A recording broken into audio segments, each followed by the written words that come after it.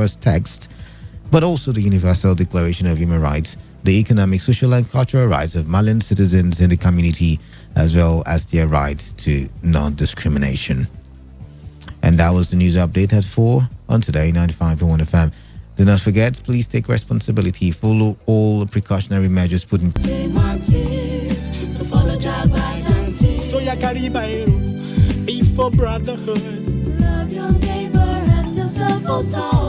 Oh, for objectivity. Be objective, gentlemen. Be for democracy. No matter how bad it is, in the military. Now M for modification. Of our behavior, let's stand to the same behalf. A, accountability. If you've been a chop money, I beg you take time easy. S for solidarity. United we stand, divided, oh my shell. We enter new millennium. Shatty ball. Nigerians like 120 million.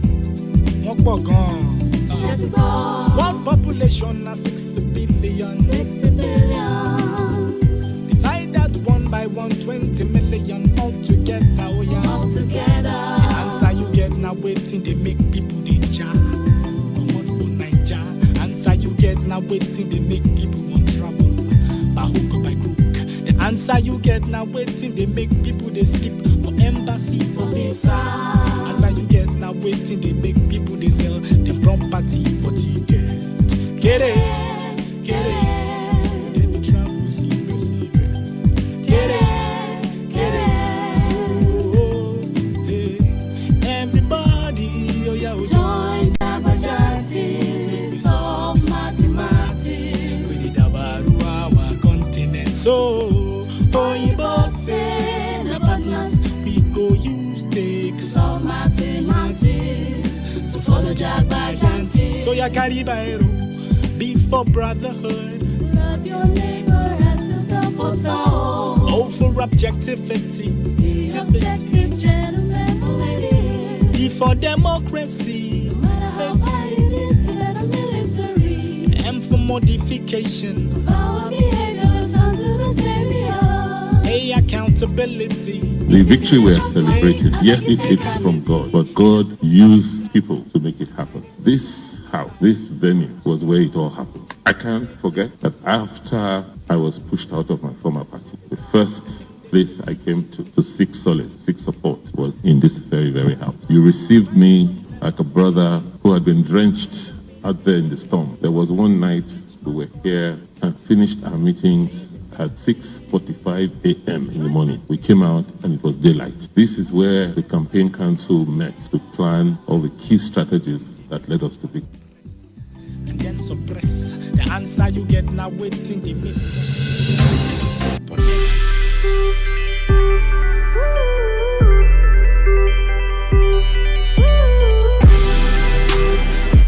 All right, that was Edo State's Governor Gordon Obaseki speaking during his thank you visit to Governor Wike.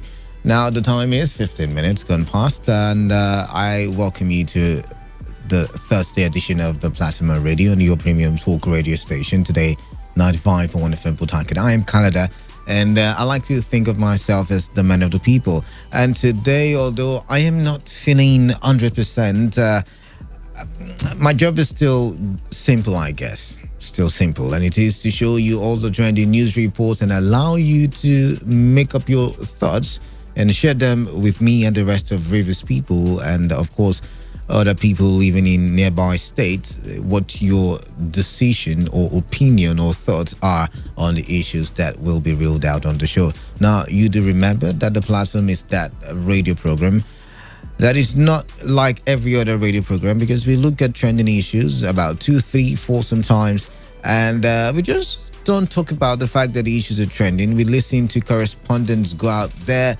make investigations on these reports, and give us, details, full details on what is really happening, how it is happening, where it is happening, and what the people in those areas think about what is happening.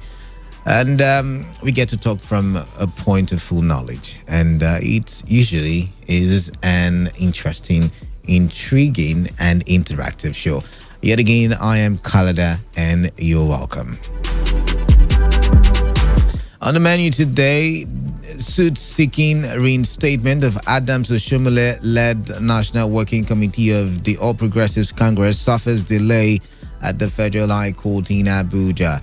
Governor Nyesom Wike reaffirms commitment to leave a legacy in the health sector of Rivers State by 2023. Federal government moves to improve research and development of public higher institutions. Stay tuned. Conversations start in a jiffy.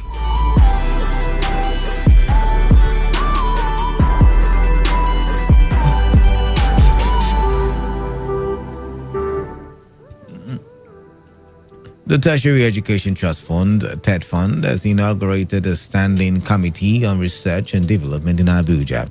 The Minister of Education, Adamu, who was represented by the Minister of State for Education, Chukwuemeka Nwajuba, said the committee members were drawn from a pool of Nigerian researchers and innovators, representatives of relevant MDAs and the private sector.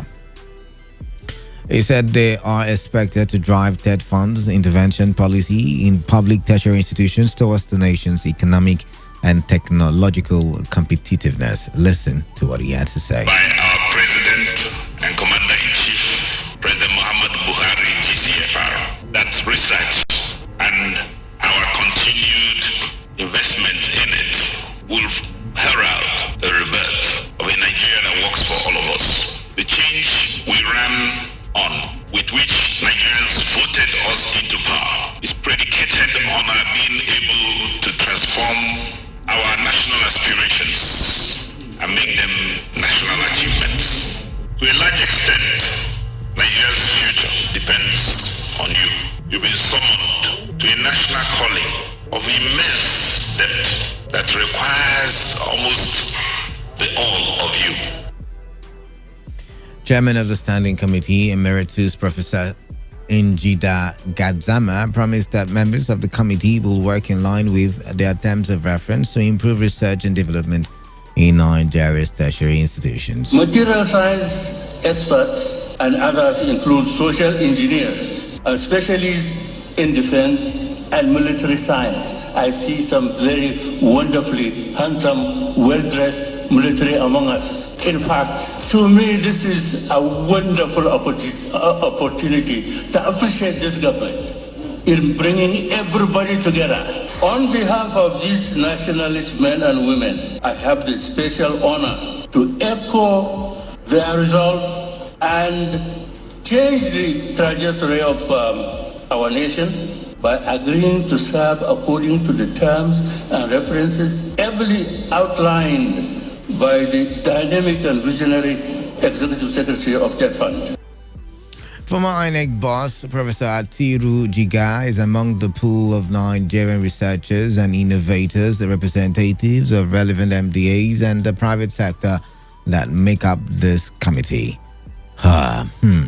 Now, we, over the years, have asked the question, what is the efficacy, the effectiveness, the need for the tertiary institutions? And usually these conversations pop up, emanate when ASU probably is on strike and are demanding for better wages, improvement of infrastructure in the education sector. And sometimes this amount run into billions, and we're like, okay, what's the need? I mean, we are the taxpayers and we deserve to ask those questions. But now that we've seen the setup of a research team, and by the way, the efficacy yet again of research in tertiary institutions, was in the spotlight during the COVID-19 lockdown, even more so now when every country is in the lookout for the vaccine. We're wondering what our tertiary institutions are doing in relation to researching for the vaccine.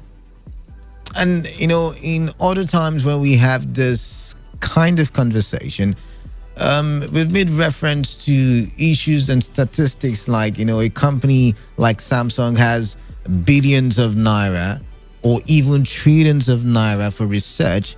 Why, when you look at what is given to the educational sector and the budget, you want to, shout hallelujah. Somebody say amen. Okay.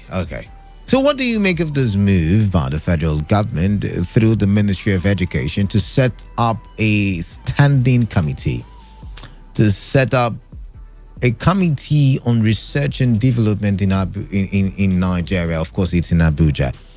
But the question in my head yet again, are we not so good at setting up committees? I mean, the National Assembly wants to do something, a committee is set up. The River State government wants to do something, a committee is set up. The federal government wants to do something, a committee is set up. Committees, a plethora of them we have in Nigeria.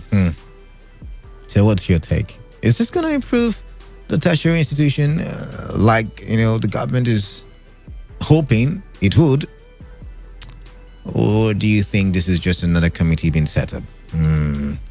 Then again, will political interference not affect these very carefully selected men? Remember, about a week or two ago, Jiga was in the news and he was talking about the situation of things in Nigeria, talking about the sensitive nature of things like ethnicity, security, and he was saying that the government in power needed to do more. So yet again, don't you think political interference and ambitions probably might just affect, it does affect almost everything that we do. Phone lines are open, 0817 000 0951 and 0810 your text messages and WhatsApp messages can go to the number 0701 933 9962. Let's get talking. What do you think about the Standing Committee on Research and Development? Do you think the government is getting it right now with the establishment of this committee or inauguration of this committee? Or do you think nothing will come out of it, just like many other committees that we have set up in Nigeria? But then again, there's the issue of budgeting.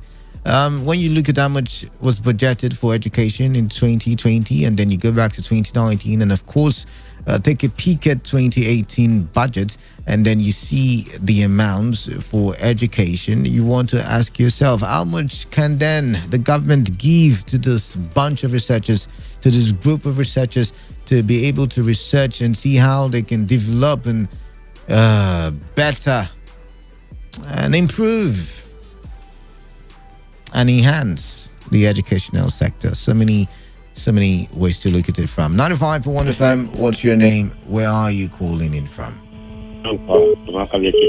Welcome. Yes. Something will come out if they do it judiciously. Okay. I get what I'm saying. I can hear you loud and clear. Yes, but the problem is let them not put it under the carpet. When they finish the forensic audit, they should allow the public to know what they have found out and what transpired, so that we know what is happening. And after doing, we are not getting out what they have found out for the people. All right. I get what I'm saying. Yes. And that's the essence of forensic audit.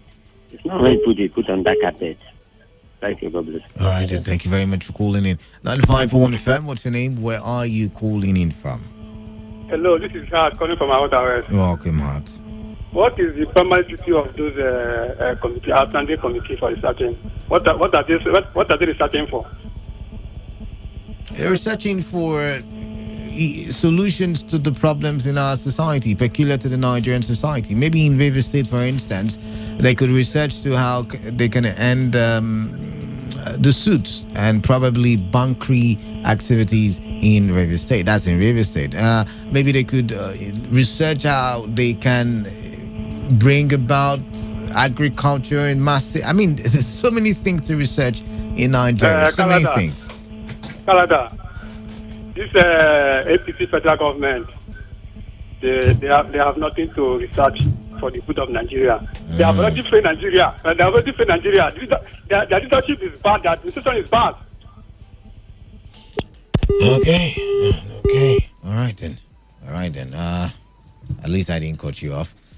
Keep your calls coming in 0817 000 and 0810 Let's find out who's here. Hello.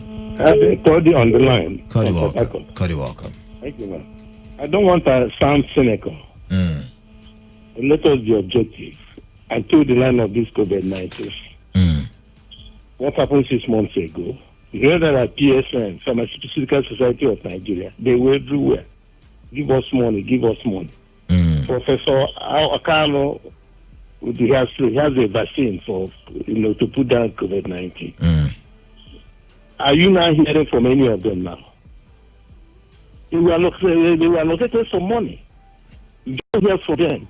Now, where is the basis of our research? Where is the power? Where do you have the sound laboratory? I'm strongly believing that if they're setting up a committee, they'll give them the required tools to, go out there and do what they're supposed to do. I mean, that's what is right? I'm now going to modus operandi of our committees. They have gathered them. They will give them impress, allocate vehicles to them, give them permanent hotel suites at Abuja, and you won't hear about it again. Let us do the first thing. Let us develop ourselves. All right. Develop the appetite. But how do you develop yourself without first researching, without first garnering knowledge? I'm thinking that's what the government is thinking about right now. They don't need to set a committee. Research in universities. We have have some sound universities. Okay. Find out the committed lecturers.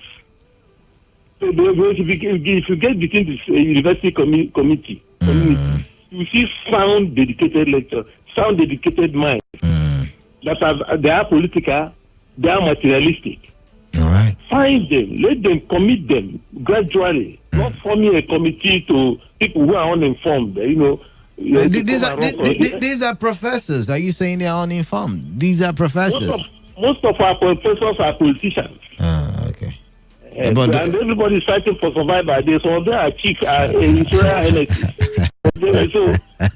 So we have to be very serious. We have to find sound minds. All right then. And if you go to the government, they know they within the university community. They know this sound mind there. All right then. Commit them gradually and let us progress. Not this fire brigade committee. Whether you hear anything again. All right then. Thank you very much. Thank you very much.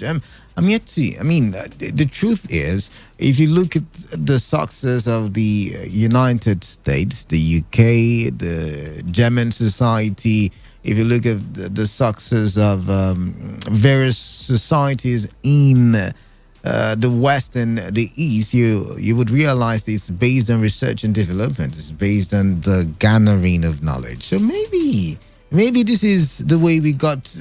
The way we get, let's not talk in past tense, the way we get to the destination that we want to arrive at. 95.1 Yes, welcome. Yeah, good evening. Yeah. Yeah, this is Boki coming from Port Harcourt. Welcome. Thank you. If you look from the past, how many of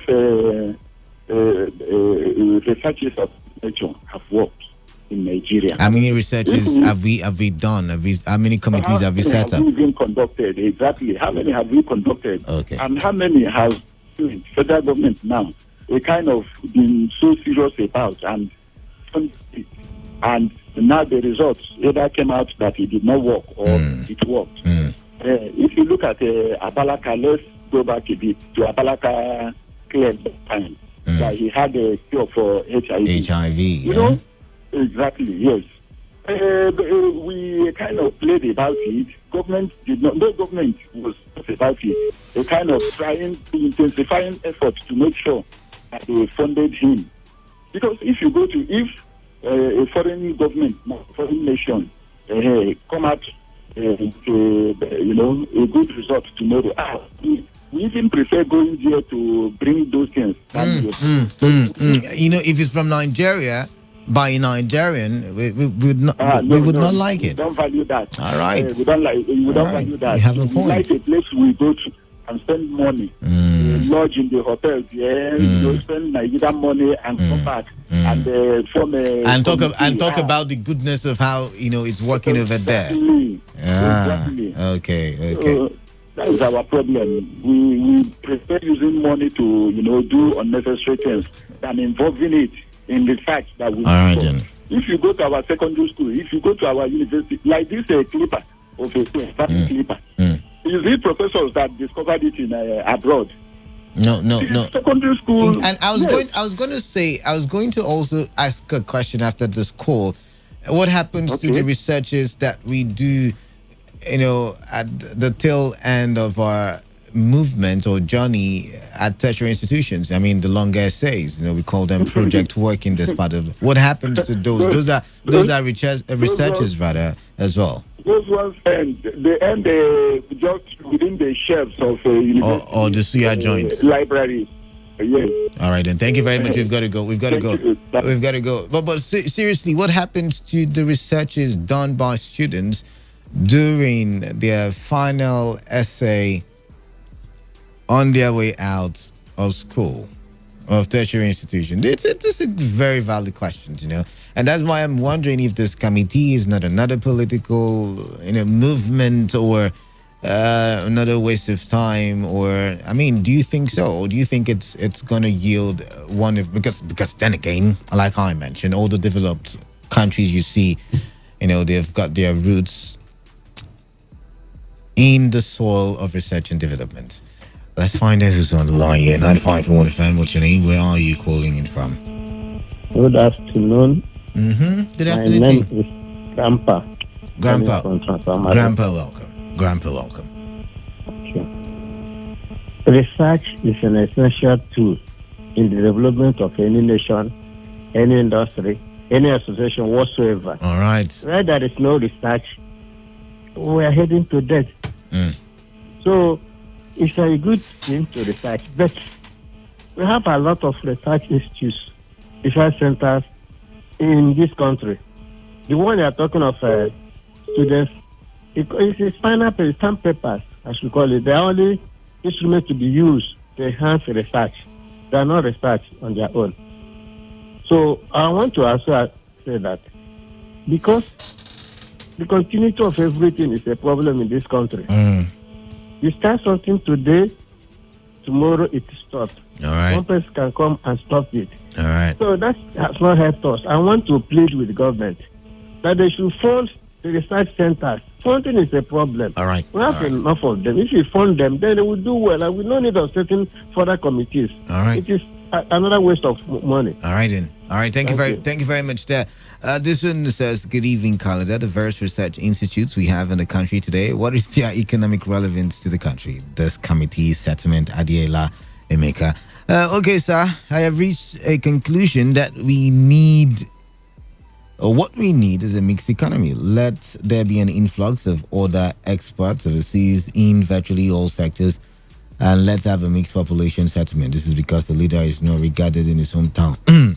What does this got to do with what we're talking about? Let's see. My name is Imam, man from Mumbai, Chain River State. The former APC National Chairman Adams can never be restated as. Okay. All right. I don't think this is part of the conversation right about now, is it? No, it's not.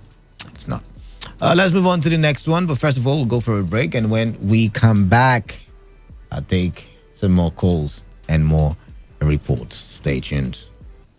This world is not my home. I'm just a past. With heavy heart and total submission to the will of our Creator, we mourn the transition of our beloved father, husband, brother, cousin, uncle, and friend, Apostle Justice Ichendu Ihunda, who died at the age of 57. Burial arrangements are as follows. Friday, 25th September, 5 p.m., vigil at the Grace of Life Glorious Assembly, 101 Mvuigwe Road, Wuji Town. Saturday, 26th of September, 7 a.m., body leaves all-weather mortuary, kilometer 16 Port Harcourt Aba Expressway, on a motorcade for a brief stopover at the Chuku village to be received by the elders. 8:30 a.m., a brief line is stayed in his residence. 9 a.m., body arrives the Grace of Life Glorious Assembly. 9:30 a.m. Funeral church service at the Grace of Life Glorious Assembly. 10 a.m. Interment. Sunday, 27th of September, 8 a.m. Thanksgiving service at the Grace of Life Glorious Assembly. This is signed by Pastor Uche Samson Chukwu.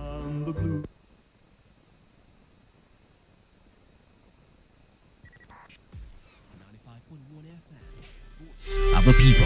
And we're back. All right, we're back.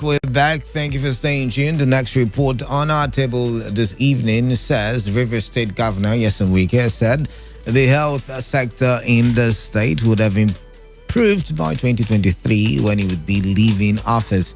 Governor Wike gave the assurance in an interview with newsmen after inspecting the mother and child hospital along the Port Harcourt Road. He stated that his administration is committed to leaving a legacy in the health sector, especially with the construction of 3 general hospitals in the 3 senatorial zones in Rivers State. Listen to what the governor had to say.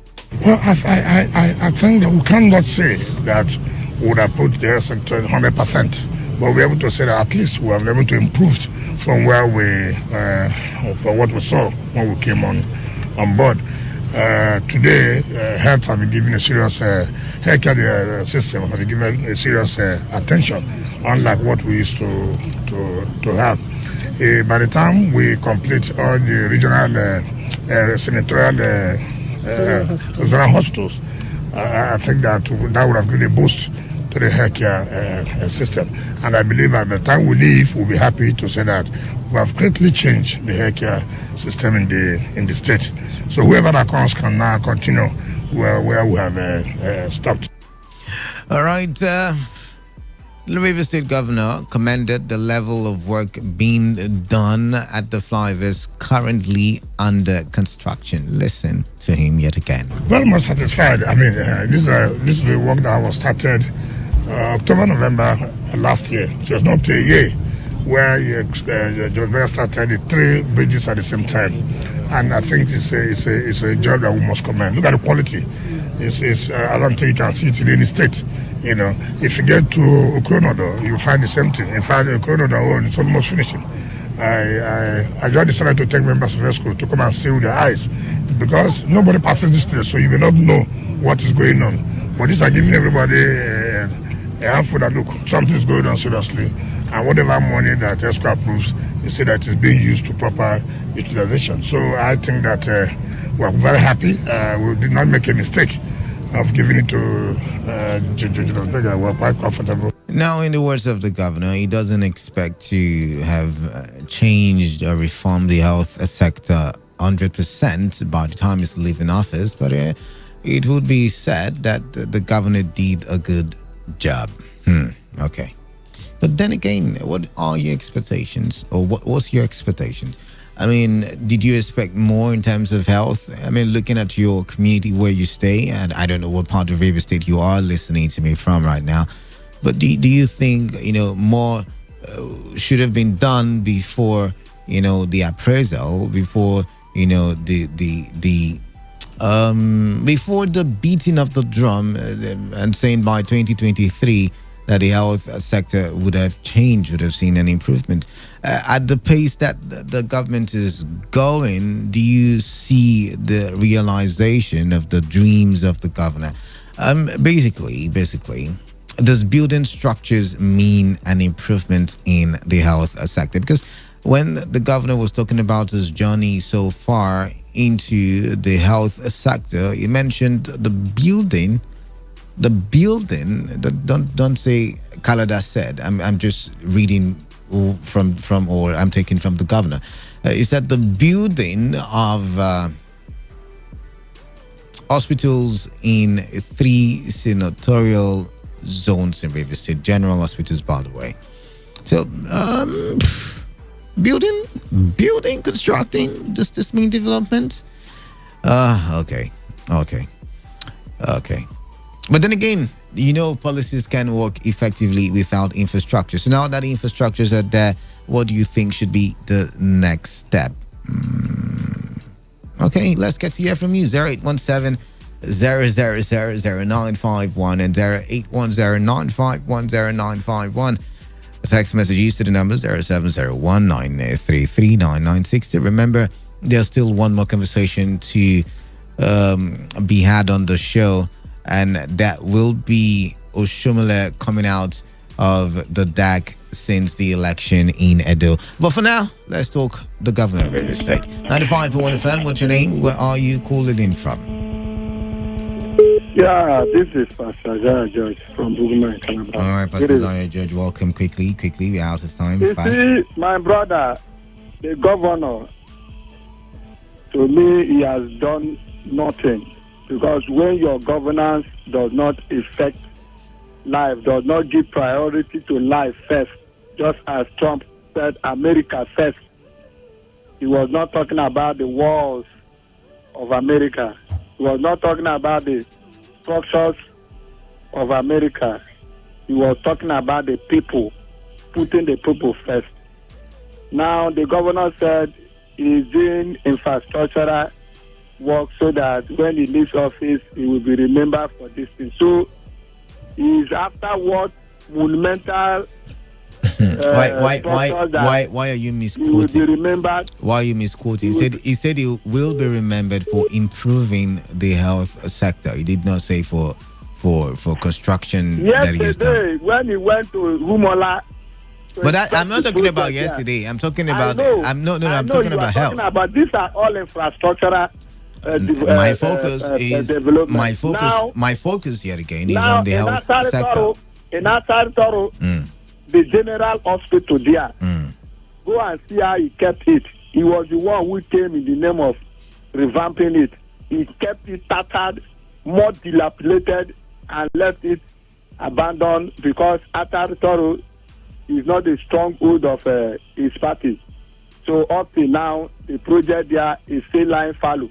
He's talking about improving or working of straight senatorial health centers when everybody knows that he's running. We've got to go now.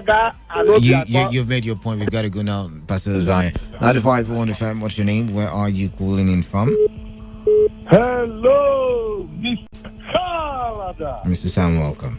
Yeah, the man of the people. Quickly, we're out of time, please. Let's run fast, yeah? Yeah. Canada, you see, is quite unfortunate that Wike will come out and try to cajole the people, thinking he's smart. See, Canada, we know about all these projects whereby today in Nigeria, people will give so much outrageous or bogus figure, and whereby the contractor don't receive money up to what they say they paid for. So, listen. Yet again, we're not doing forensic auditing. We're looking at if building structures translates to improvement of health sector. Why is this so difficult? Why are we playing politics with this? That is what I'm saying. It does not translate because what they are getting from those building structure is what they are getting, but not what the people are getting. Okay. In the sense that, listen, Canada, you see, I know very well that there were so many health centers all over. There was a time, even during the time of Amechi, I was hearing women, pregnant women, singing of Obio. I said, what is the name of this Obio? They say they go for maternity free of charge, all those things, deliver free of charge. But all those things today, they have become history. I remember sometimes even Amechi used to go around all those local governments. All right, in summary. Build those health centers, whereby even when some doctors and nurses were not on duty, he now sacked them. People were pleading that he should allow them to go back so that the community will continue to benefit from that free health care. But when we came on board, all these things has become history. All right, all of it has become history. Thank you very much. That we're playing in the front of that center. All right, thank you very much. We've got to go, Mr. Sam. There is no time for too many stories right about now. One last call, and we move on to the next conversation. We are want of time. 95.1 FM. What's your name? Once again, good evening, Canada. Cody on the line. Yeah, Cody, welcome.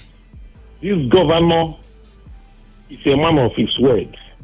And the man with a big heart. Nobody has argued whether he will do or not. The question yet again is: does building, construction? I'm coming. I won't waste your time. We don't have much time. Okay, go quickly then.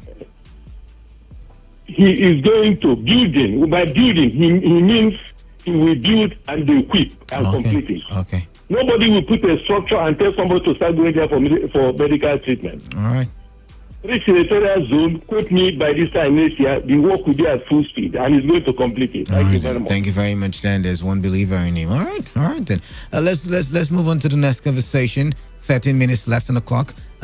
Former national chairman of the All Progressives Congress, Adams Oshomole, has said, contrary to insinuations that the loss at the poll had made him sad, he's not down.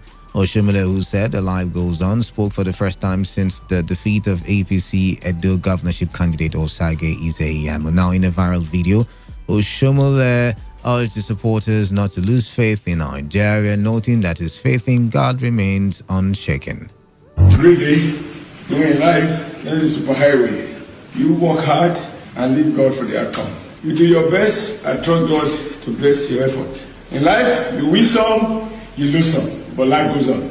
I want to thank everybody. I'm sure a lot of people think that, Cameroon must be down. No, I'm not down. Once God says you are not down, I thank Edo people for all they did. Young ladies carry babies on their back. I saw elderly women struggling to see my small face. And on election day, I was moved to tears when I see women of 70, 75 sitting down because their candidate is not working and they are not frustrated. And I ask our people to have faith in our country. We cannot go to have another country. I have only one passport. I'm not about to apply for any other passport. This is our country. We must make it great. We must strengthen democracy. We must improve on it. No matter the outcome of an election or a particular edition of a process, have faith in God and have faith in our country. It's really, it's really, I'm looking for the right word to describe this, but it's really something. Let's go with something. When politicians come out and say, oh God, when they, move on, Canada. And this is coming at a time, now this report is coming at a time when a federal high court in Abuja has declined to resume hearing during the ongoing vacation of a suit challenging the Oshomole-led National Working Committee of the All Progressive Congress, APC. Remember, we brought you a report that Justice Taiwo held the action and that did not qualify as an urgent matter which a vacation court should hear.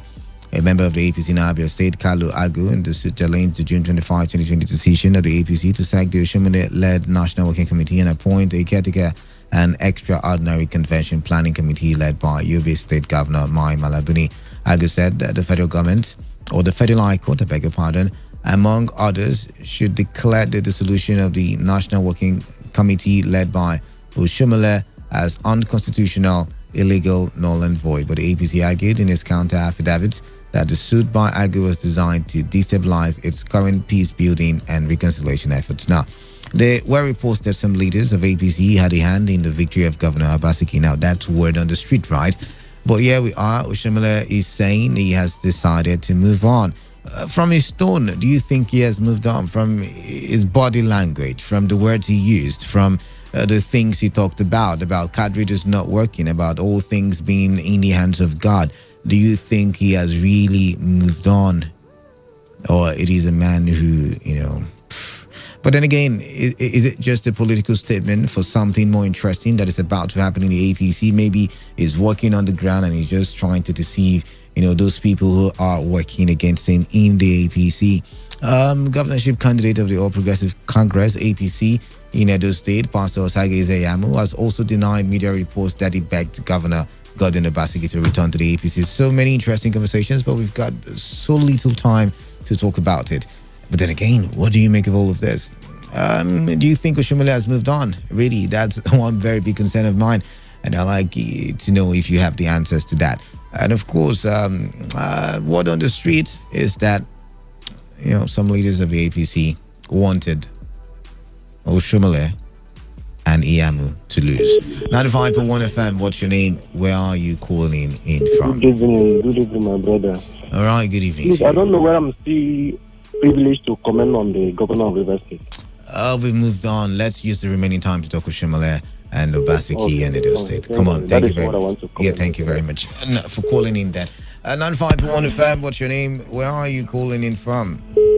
Hello, Mr. Canada. All right, Mr. Sam, welcome.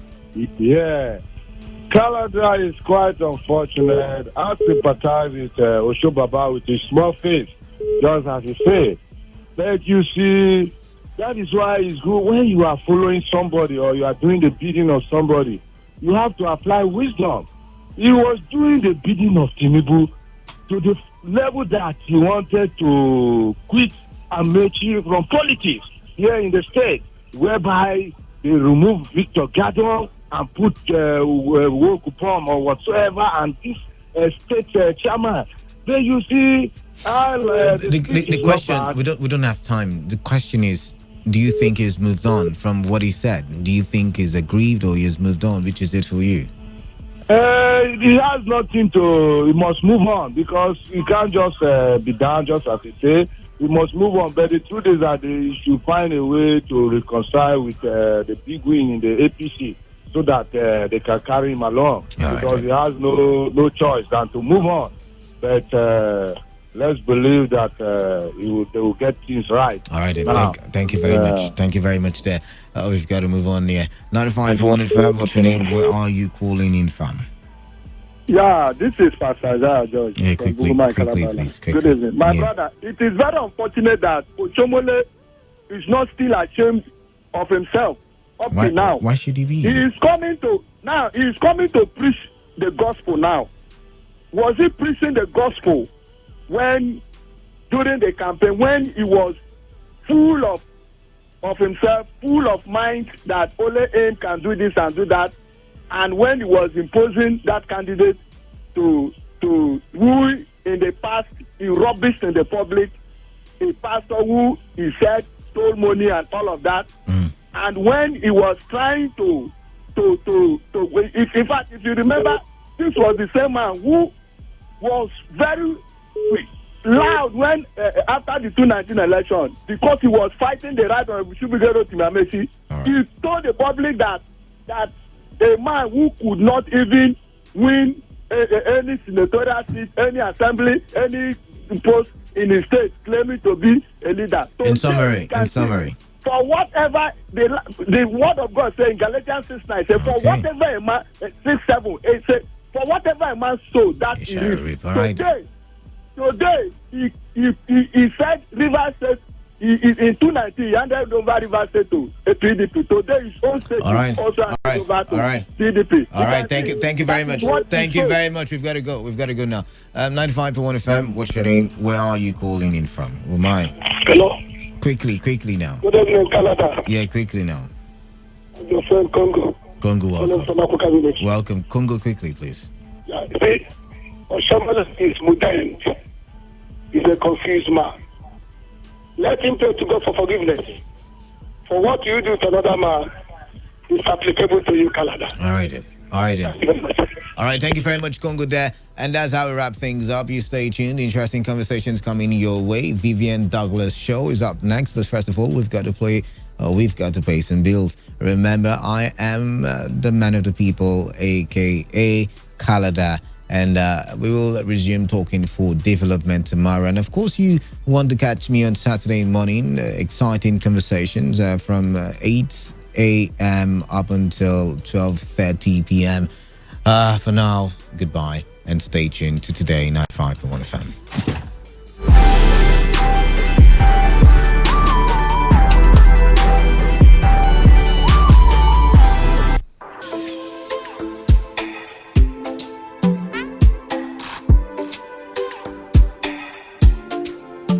CCI Traders Forex Academy invites you to a one-day free expository lecture on commodities, currencies, and indices trading. Have you always desired to be part of the multi-billion-dollar Forex industry? Did you know that the FX market alone attracts over $7 trillion trade daily? Well, this is a perfect opportunity for you to learn on how to be part of the multi-billion dollars forex industry by attending the one-day free expository lecture on commodities, indices, and currency trading this Saturday, 26 September 2020. Morning session is 10 a.m., afternoon session 2 p.m. Come join our lead trainers in Port Harcourt, Christopher Imaswain and Dapa Solomon, including Africa's #1 trader, Uche Paragon, as they take you on a full-day expository lecture on how to trade the oil market. Come learn what drives the oil market. What role does inventory report play on the oil market? What determines supply and demand in the oil market? What role does politics have to play in the oil market? All this you get to know as they take you on a full-day expository lecture. Also learn how to trade gold futures. For instance, did you know that gold made an all-time highest price recently, moving to $2,000?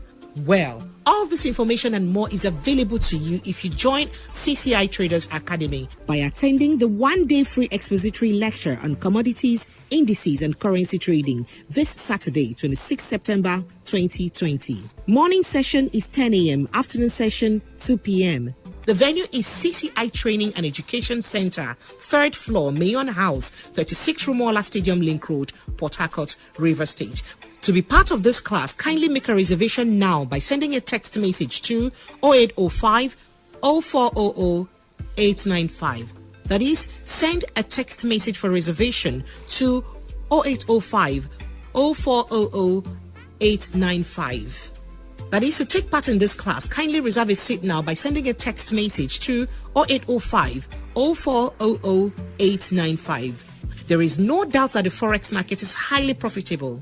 However, the major challenge people face is making out time to study the market and trade very well to come out profitable. But CCI Traders has discovered ways to simplify trading for you and make things easy for you to ensure that you come out successful in your trading career.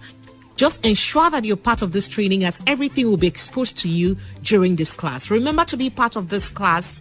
Book for your seat right away, as we have very limited seats available. To make a seat reservation, send a text message to 0805 0400 895. For seat reservation, send a text message to 0805 0400 895. It's a one-day free intensive certificate training class by CCI Forex Academy. Learn on how to trade oil futures, gold futures, and currency pairs. This Saturday, 26 September 2020. Morning session is 10 a.m., afternoon session 2 p.m. And the venue is CCI Training and Education Center, 3rd floor, Mayon House, 36 Rumola Stadium Link Road, Port Harcourt. Time is 10 a.m. for morning session and 2 p.m. for afternoon session. Join Christopher Imaswain and Dapa Solomon, including Africa's #1 trader, Uche Paragon, as they take you on an intensive class on how to trade and come out profitable on commodities, currencies, and also stock. Remember, for seat reservation, kindly send a text message to 0805 0400 895. That is 0805 0400 895. At CCI Traders, we're poised to leading you by the hand and taking you step by step on how to come out successful trading on the platform of the international market. Would like to see you during this training. CCI Traders, providing the best trading experience in Africa.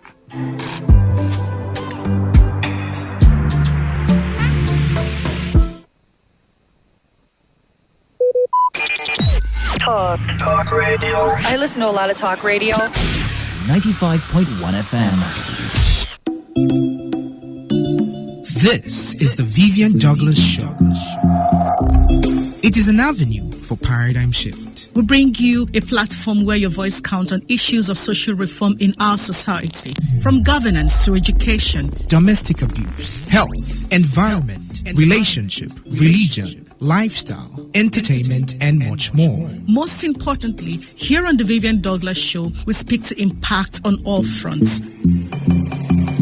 Join us on Today 95.1 FM Port Harcourt every Thursday, 5 to 6 p.m. on the Vivian Douglas Show to interact, and on the Just So You Know segment on Today 95.1 FM, and on our social media platforms at the Vivian Douglas Show. Let's keep it real and log down every Thursday.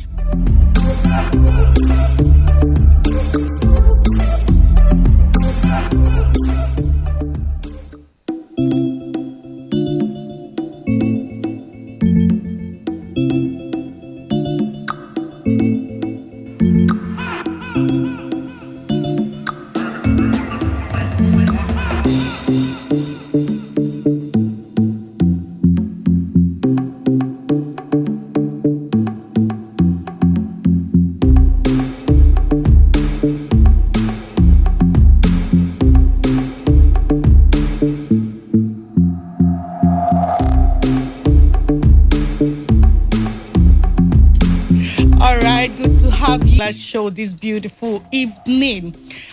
But very the things we do to ourselves sometimes is it that we don't understand that we're saying these things to human beings, because in real life you can't really say these things directly to someone. You know, if the person is sitting one-on-one with you, a family member or a friend. So why do we do these things? I have beautiful young people. They are young. Don't mind it. They might not agree that they are young, but they are young people anyway. In the studio with me this evening to have this conversation on managing hate on social media, as the case may be. So, Dave, good to have you on the Vivian Douglas Show. Hi, welcome again. Last week we had a very great time on the show. Yeah, we did, and success and wealth were in there. They weren't here. They're newbies. Success, good to have you on the Vivian Douglas Show. Yeah, it's nice to be here. And of course, wealth. Wealth is supposed to be a bona fide member of the show, but she keeps running away. But today we caught up with her. Good to have you on the show, Wealth. Thank you. And plus, for the record, I'm not running away. Oh, please.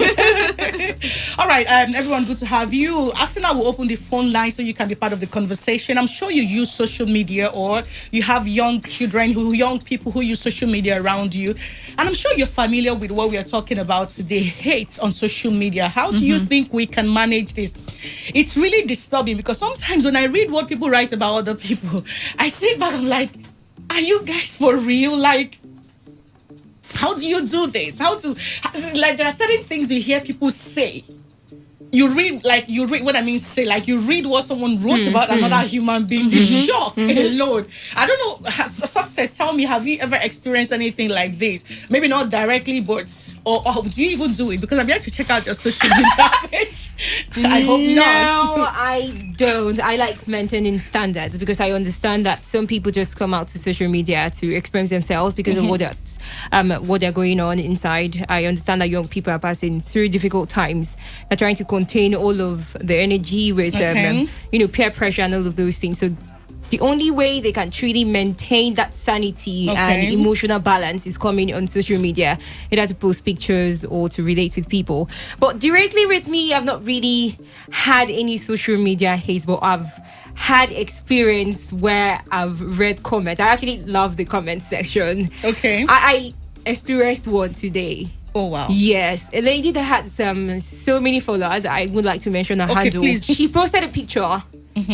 I wasn't pleased with the picture she posted. Okay. So I quickly just went to the comment section, because I knew once I saw that picture that she was going to get a lot of blasting. So I just went down to the comment sections, and what people were writing about her was really mind-blowing. Let me just leave it at that. But she set the stage for that from the image you said she posted. Yes, actually. But that is not an excuse. Yes, for people to judge her or to come out at her the way they did. Okay. But she had started it herself. She posted a picture and put "damn." So it was like she was already expecting what people would tell her. So she apparently, anyone listening to you will have a better idea what we are talking about today. Because like I said, it can be really scary. Dave, now when we talk about social media hate, you are the entertainment boss here. I'm sure because that's really where we'll find some of these things. I mean, if you go to Buhari's page on Twitter, these days when he posts something, people will just be like, follow back. So there's really they don't have much of a caustic conversation going on. It's usually around entertainment and entertainers. What's your take on social media hate? First off, I would say, don't bother yourself with other people's lives. I mean, people go to every extent to chase clout. Okay. And so you think people use hate to chase people clout? use hate to chase clout. People, you said it. So the you think, social you think media. someone will follow you because you are hating someone else? It's a very funny space. All right, you tend to want to into this place in a mix. You don't even know why you're there. You don't even know the reason why you're hating on this other people, or why you're saying things, bitter things. Yeah. You just put them out there because you're caught up in the pop culture, with the pop culture, and this certain paradigm that this celebrity acts this way. So let's all act this way. Let's follow this celebrity and act this way, basically to gain clout. Okay, right. You just raised a very salient point, but I'll get back to, because in my head I'm already thinking what would make anyone accept hate as a pattern or as a means of defending themselves to the point just because you want to be like someone. And reality check right now is actually true. This is actually what it is to have people follow them. So let's come to you, Wealth. When we talk about social media hate, what really comes to mind? Or have you had an experience or something you can share in this regard? Social media hate, first off, people who indulge in that, they call themselves trolls, or we call them trolls, right? They go about trolling people, bashing people, trying to body shame or, judge you for what they probably do not really understand and all of that. And in this generation and era where we find ourselves, we've noticed that a lot of persons have taken towards hate because that's the fastest way to get attention. Let's all be very sincere. If I go online now and I bash, say, Burna Boy, do you know how many people? I'm begging you in God's name, don't bash. I'm already looking at because do you know how many people's attention I would get from that? Yeah. So I do think that it is this toxic need for attention and some sort of validation from people that causes people to be on that line. A lot of persons feel when you try to judge someone on social media, you're invincible, you're untouchable. I mean, you're able to be a bully. Now the sad part is that we live in a generation where we verbally try to advocate against bullying, but then we are bullies on ourselves. Maybe because we're not physically hitting each other and all of that, but then I think it's at a point where we no longer understand when to draw the thin line between being a bully and trying to correct or critique something. Absolutely. So we pretty much do not know the difference. And we've taken to the fact that maybe when we're a bit harsh to people, we come off as commanding, we come off as sensible or woke people, which is wrong. Let me add to what you just said. That's okay. Quickly, let me add to what you just said. You spoke about criticism and coming in to talk about some things. Some certain people don't even know the angle in which they want to project their criticisms from. They come up with a certain aversion for the opponents or for the people they are trying to critique. All right, so it's not like me telling you this dress you wore is wrong or you're not wearing it properly. It's me telling you don't look beautiful with what you wear. Like total condemnation. All right, so you have this, like you said, toxic people in one space. All right, so this is bashing this is hitting this is hitting this, and they sort of take alignments with themselves. So if I'm getting the bash from this person, okay, let's form this group to resist what these other people are trying to do to us, and it's just toxicity everywhere. All right, just hold on there. If you're just joining us, this is the Vivian Douglas Show, and on the show today we are discussing managing hate, but we cannot go into managing hate on social media without talking about hate itself. There's been too many things going on these days. I mean, today, pants is trending on Twitter, and that's because a young man who is in a relationship had to do the laundry for his lover, and then it's become an issue, and people are drawing him from all corners. The other time it was Ozol in BBN who was in love with someone and doing whatever he could to the best of his knowledge, considering the space to see that he shares positive emotion and respects everyone. Everything he did was not accounted for. All that was accounted for was actually how he was insistent or consistent. It depends on how anyone sees it. I got rejected. Oh, reject. Okay, good. And then everybody, it's like, let's hate on this person. And then when you ask people, why are you even hating on this person? No one has any idea. No one has anything positive to say. So every time you ask, like if you go to some of these pages, some of the things you said now, if you go there and ask someone, like Neo, for instance, why are you hating Neo for doing this right now? I don't like why he talks too much of this and that. You don't have any.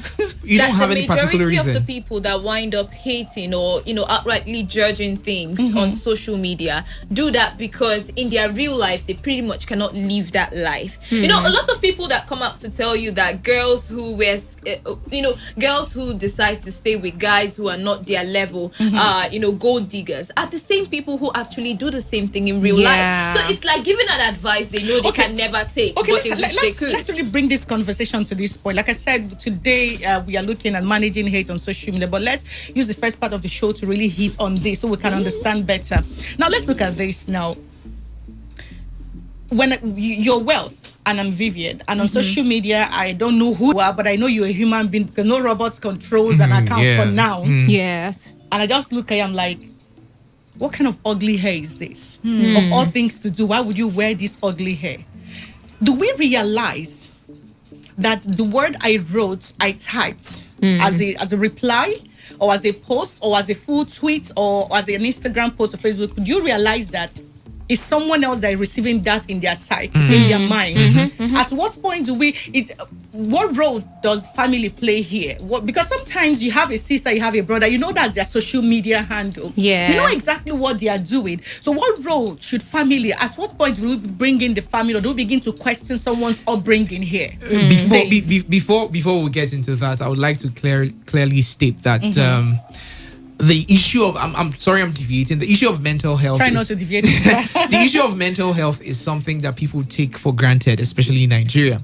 That's actually why I mentioned that when you say something ugly to me, it's coming. I'm receiving it in my mind. Some people, before you even give it to me, some people aren't. Let's even remember the Izu, the guy who committed suicide. People didn't see him one-on-one to tell him that we have your name on the list. It was a social media thing, and it triggered him because he already had an issue already. That triggered him to the point that he had to take his Before life. it even gets to that extent, I'm talking about the ones who sit back and, with the luxury of having a keypad, decide intentionally to do something to somebody. Yeah, to blackmail someone, to do campaign another. Some people are narcissists, some people are sadists, and they feel like they could just project this negative vibe. They project that. Yes, they project that in every possible manner in which they can. So I'm not happy, and of course you look very excited and happy on your post. Yeah. Come on, why are you happy? In fact, take this negative word. Yeah, a woman posts a picture, a lady posts a picture of herself on social media, for instance, being on vacation or doing something beautiful for herself. Someone just jumping from nowhere and say, oh, because you went to vacation with one married. And before you know it, people buy into it. And especially if you're an influencer, before you know, people buy into this, and it becomes... And secondly, sarcasm has also become an angle to which people tend to see these things. They never see it as something being very important. You comment on somebody's post and you say something, and it's now a funny thing to people. People want to talk about it. People want to make jests of that thing. You have this savage tweets, and people see it as something that is funny, which is not, because this is a direct injury to this person's mindset. Yes. And you keep doing these things, and you don't know that you're just, it's a ripple effect. Now, these people receive it. What they want to do now is give this same energy you've given to them, the same negative energy to someone else. Absolutely. And that could be a real person, like a human being that they are relating with in real life right now. So in essence, is it okay to generally agree today that the things we write on social media directly affects the minds of people and their life, their real life? Of course. Yes, it does. Of course. Where we are now, like I said earlier, this is a generation. I actually talked about this on the Youth Arise show, where people have so normalized stupidity as memes and something that should make people feel okay. Yeah, like these you days being people share, calling someone chicken and saying all kinds of ugly all things. kind of ugly things that is derogatory to their Absolutely. to their character or to their personality, and people just share it and make it go viral because it's supposed to be a meme, and you don't know that particular thing has injured or caused a kind of deformity in the person's personality, or kind of made the person drop from where the person was to where it is. Yes, level of esteem. And we don't see it as a problem. That's the major place I have a problem. But I feel that when you're talking about family and how we can help curb this thing, young people should understand that their mental health, just like David said, is very, very important, and you shouldn't. Everybody's mental health, as a matter of fact, because sometimes we'll see celebrities and we think because they are celebrities, so they are no longer human, so we can say anything to them. These days, these days, family people don't really enjoy the idea of family. You hear people say that I'm tired of my house, I need to go out, or everyone in the family has a phone, so the slightest opportunity they have, everybody just wants to run to their phone. Just like when you wake up in the morning, first thing you do is go for morning devotion, and after morning devotion, before morning devotion, you're already with your phone. You're just waiting for them to call you. Okay, it's time for morning devotion, so you leave your phone and run out. So you don't have that family. Sounds like a personal experience. Yeah, you don't have that time. So people don't really have that time for family where your parents tell you, okay, I believe in you so much, and people are not getting that energy. I believe in you, you're beautiful, you're good, you're smart. So when people tell you differently outside, you don't allow it to get to you. So I feel like that has really dropped when it comes to family. Just like people go outside to seek for attention, for things that they're not really getting from their house. I started talking about when one posted something that there is nothing like a lady that gets her first love from her dad. You can't really do anything to a lady, or you can't get so much to her from a lady who hears that she's beautiful and she has the world to herself. When she hears that from her dad. So I totally agree with that. But just before I really wanted this to go into the family thing, and then I have something to bring to us before we go into that. So you've been trying to say now, here's the thing, guys. I do think that people who wind up being trolls on social media are people who are leading sad lives, especially from family. I would explain that. A lot of these people seem not to have, that close relationship with their families and close associates in the physical, right? A lot of these people lack that emotional attachment, right? So they feel the best way to exert that anger is by using the social media. That's why in the first place, or one of the things in the first place, we have social media haters or even trolls, right? Now, family in this kind of situation, you would see that with the increasing amount of people who seem to have derogatory statements and words for other people, you would understand that the family, on the one hand, is not very closely coordinated as it used to be. We don't have people who are able to control the thoughts and the minds of their children anymore, because we now live in a more liberal society, and we deem it fit that every child in every family has the right to feel, think, or do the things that they want to do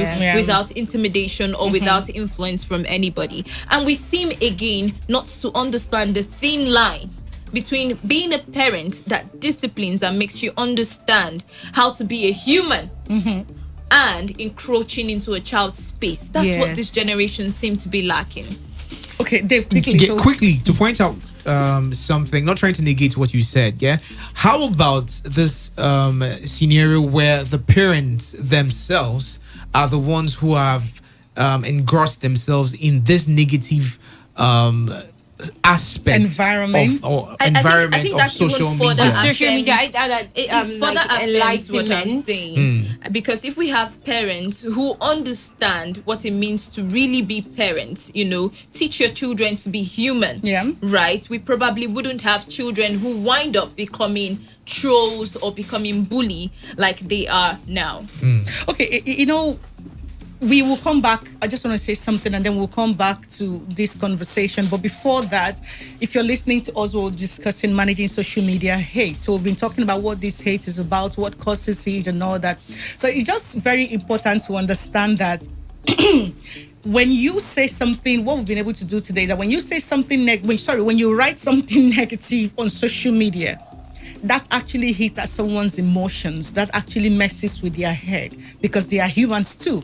The unfortunate thing in today's Nigeria, or in our environment, maybe even in the Western world, because I remember like John Legend's wife, for instance, the kind of tweets we read from her, Chris Tiger. So, and then you also look at where this whole thing was going, the like of Tenny, the entertainer, and Tools, and all these celebrities saying all kinds of negative. These kids are human beings. The people you say these things to are human beings. But my challenge is this: these are supposed to be the influencers. These are supposed to be those who should know better, because by experience and of course their level of life and what they have known, exposure, education, and work life, exactly. So they should know better.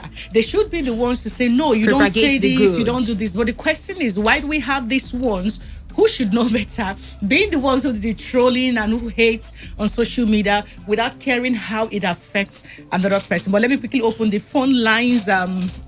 So 0817-0000951 or 0810-9510951. Or you can send us an SMS to 0701-9339-962. So you can call to be part of the conversation when we talk about managing social media hates. Do you have a child? Are you a young person? Have you had an experience? How were you able to manage it? And of course, if you're a parent, how often do you actually get to the phones of your see the kind of conversations they have with themselves or with their peers? Because when we talk about hate comes from the inside, which is one of the things we've been able to agree. So if you feel ugly on the inside, there's no way beauty can come out of you. Yeah. So when you speak, you've had people tell themselves, I may be gay. There are people, because hate is actually first something that lives with you, something you do to yourself, and then when you're having a relationship or conversation with them, you bring it out because that's what is inside of you. So what exactly has made it so bad? Is it the social media? Because we now have access to hide behind it. Because there's something very pertinent you raised, Wealth, when you talked about parents not being parents, the lack of conscious parenting. Actually, today, if you're parents, for instance, when last did you have a conversation with your teenage child? When last did you speak to your son or your daughter? The thing is, when last did you call them to ask them, how are you feeling? Outside the money matter, outside the what you feel you've been doing for them. Exactly. Look them in the eyes and actually hold their hands and say, talk to me. How are you feeling right now on the inside? Because this is one thing most parents don't do because nobody also taught them. But in in the kind of world we live today, a lot is going on. You can even see in Nigeria today, you can say something on social media and you'll be picked up. Yes. This is not, we have had people, I think the last time someone made a post and said, if you had so amount, what would you do with it? And someone said that he's going to buy a sniper to kill someone. And he was picked up. Yeah, he was picked up. Also about the parody account for the parody account president. by the president, good luck, Jonathan. And these things keeps going on. But again, what we actually do ourselves as individuals, as a people, the things we do to us, that's my major concern here today. So we agree there is lack of conscious parenting. We agree that hate comes from the inside, and that's what people give out. Maybe because the lack of love in their life, maybe because something is really lacking, as the case may be. The question then is, how do we manage hate, Dave? It boils back to the fact of mental health and the consciousness of mental health. You obviously are an embodiment of things that have happened to you, experiences that have happened to you before this time. And you can't consciously stop it, or you can't consciously stop giving out if you tell yourself that you're going to choose to heal. If you don't tell yourself that you're going to choose to heal. All right. So if I've had a crazy past, if I've had something happen to me in the past, I should consciously tell myself that it's the past. I want to heal. I want to be the agent. Yeah. All right. I want to come on social media and reform people in my space. Even if I've had things happen to me in the past, even if I've been bullied, even if I've been trolled, this is going to end with me. I want to be that change. Until people. How easy is it for anyone to see? Sorry to interrupt you, Dave. Because the thing is, we are all naturally weak people. We are all born weak, and then the average person depends so much on hate as a means of expression as on how they'll feel. So how easy is it going to be to say, because I've had this experience, I don't want another person to have this experience? Because the first thing that comes to your mind is revenge. It's a conscious effort. I mean, we live in a society where things would want to trigger anger in you almost every time. I mean, we just heard of the young man, the young entertainer who was killed, and you want to go on social media and vent, and you don't know the possible way to say these things that wouldn't generate other funny, emotional tantrums and any other thing. So you tell yourself consciously, this is how I want to be on social media. This is how I want my kids to be on social media. I mean, the society itself has proven to have a level of decadence over time, and you don't want to be a contributing factor to that.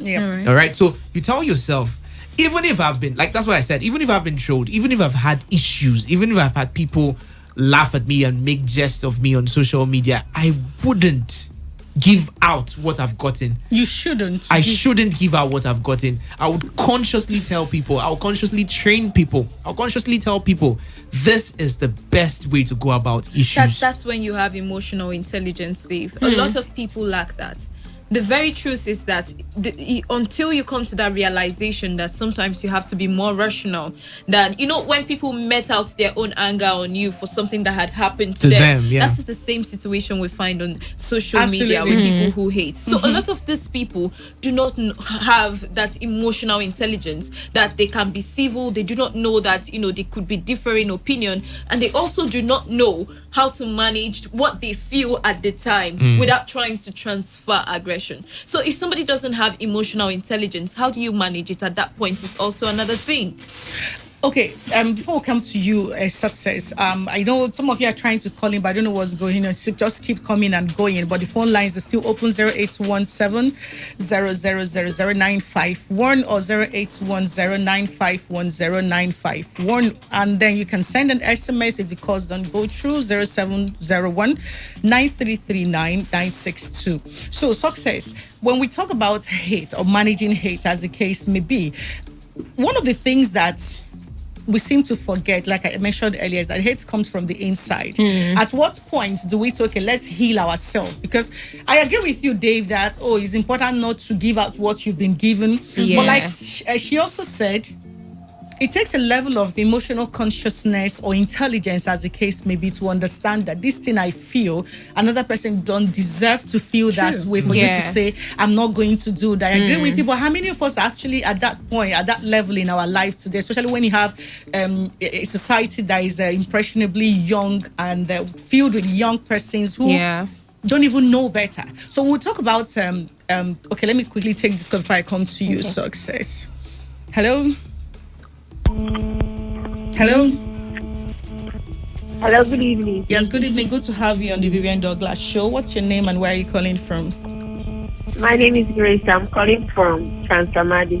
Grace, good to have you here. What's your take on social media hate and how do you think it can be managed? Social media. Okay.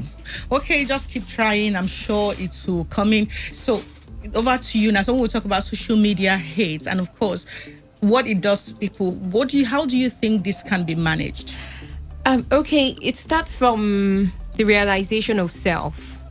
Many people don't. It's not like they don't know themselves, but they don't really know the depth of themselves. These days, everybody wants to be like this person. Everybody wants to do this because civilization and, of course, globalization and the internet, everything is just making socialization seem like you're moving away from yourself and everybody is just intertwined into what is the norm now, what is happening at this moment. So people don't have time to think, what do I like? What can I do? What can't I do? And they don't even take time to develop themselves. I just finished reading a book, The Sage Who Sold His Car. He was so engrossed in his job and everything that was going on around him. He thought he had a great life, but deep inside of him, he knew that he wasn't happy. There's a void. He took out time and developed himself. And after he was done with that, he discovered that he had more positive energy to give. So people need to take out time from social media, just like, what's the name? Adesua posted that she went out of social media for 3 months to develop herself and to have time with her family and her husband, which was Banky W. And it did a lot to her sanity and her mental health at that time. That's when they can be able to do. People need very much to take morality very, very seriously. We should know where to draw the line between what is acceptable and what is right. People don't know that. This is acceptable. Is it the right thing to do? Everybody's doing it. Does everybody do it? Does it make it good? Should I follow them? Or is it the right thing? So we should take morality very, very seriously. If you know that, it will be hard, trust me, because of this is a time where things that may be wrong are generally acceptable, and that's the only way you can sell your brand, probably, or sell yourself or make money. But then if it is not right, if it's not the right thing to do, then you shouldn't do it. Even if you're the only one standing out, it will come to a time that many people would follow you, just like they always say, change begins with you. People don't take that quote seriously, but then change does begin with you. It will take time, but things that are trendy or things that are in vogue started with one person. Yeah. And that many people started imbibing it and doing it. So if you start up something, you can make people do it too. And it takes a lot. It has a lot to do with people that are influencers. If they can do one right thing, many people will try. Influencers are human beings, and we see a lot of them misbehave on same social media. So how do we begin to? We see a lot of them do the trolling and do the hating and all that. Anyway, they should check themselves. We should start doing things that are right and not things that are outrightly acceptable, which obviously is bad. All right, thank you so much, Success. So, well, I need us to, everyone, I need us to go into this other aspect of it, because we can keep pointing fingers, but it has also come to the knowledge of the public that the media plays crucial role in the spread of hate. So when we come back from this break, we're going to be looking at how the media can actually help in curbing hate as we make progress. But let me take this call and then we'll come to you quickly. Hello. Oh.